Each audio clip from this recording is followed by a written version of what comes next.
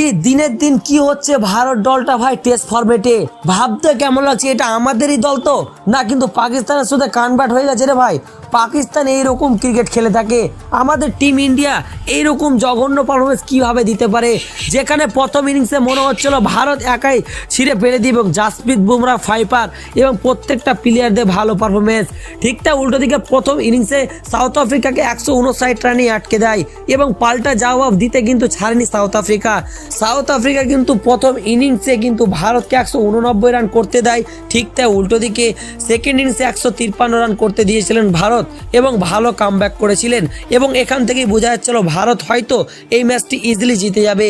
কিন্তু উম্মিদে পানি ঢেলে দিয়েছে সাউথ আফ্রিকার টেম্বা বামুমা। 136 বলে একটি 55 রানের ইনিংস খেলেছেন এবং এই ইনিংসটাতে কিন্তু ভারতকে হারতে হয়েছে। সাউথ আফ্রিকা একটি অসাধারণ জয় পেয়েছে, এই 2-0 কিন্তু ব্যবধানে এগিয়ে গেছেন এই সিরিজটিতে এবং নেক্সট ম্যাচটিতে কিন্তু ডুয়েডার একটা ফাইনালের মতো ম্যাচ হতে চলেছে।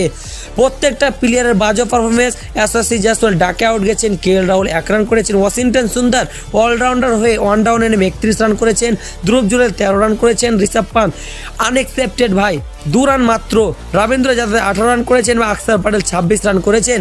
এই প্লেয়ারদের পারফরমেন্সে কিন্তু মাত্র 93 রানে অল আউট হয়ে গেছে টিম ইন্ডিয়া সেকেন্ড ইনিংসে এবং 30 রানে একটি বড় হার।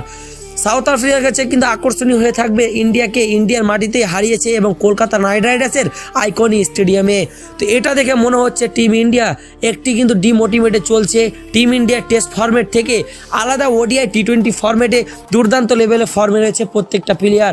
টেস্ট ফরম্যাটে এসে এইভাবে আমাদের কাছে শেষমেশ সাউথ আফ্রিকার কাছ থেকে হারতে হচ্ছে। অবভিয়াসলি সাউথ আফ্রিকা ভালো টিম, কিন্তু সাউথ আফ্রিকা কিন্তু হারিয়ে দেওয়ার ক্ষমতা রয়েছিল আমাদের, যেখানে মনে হচ্ছিল ইজিলি আমরা হারিয়ে দিচ্ছি সেখানেও কিন্তু হারতে হলো আমাদের। 1 রানে না ভাই টেস্ট ফরম্যাটে 30 রানে হারতে হয়েছে আমাদেরকে।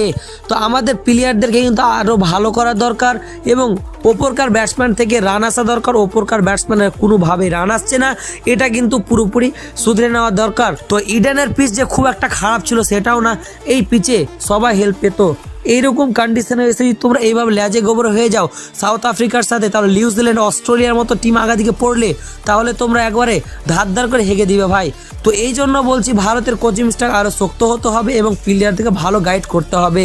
আশা করি ভিডিওটা ভালো লেগেছে এবং কেমন লাগলো ভিডিওটা কমেন্ট বক্সে লিখে জানাও। তো ফার্স্ট ম্যাচটি হেরেছি কোনো কথা না, আমরা নেক্সট ম্যাচটি জিতে কিন্তু সিরিজটা ড্র করতে চাইবো।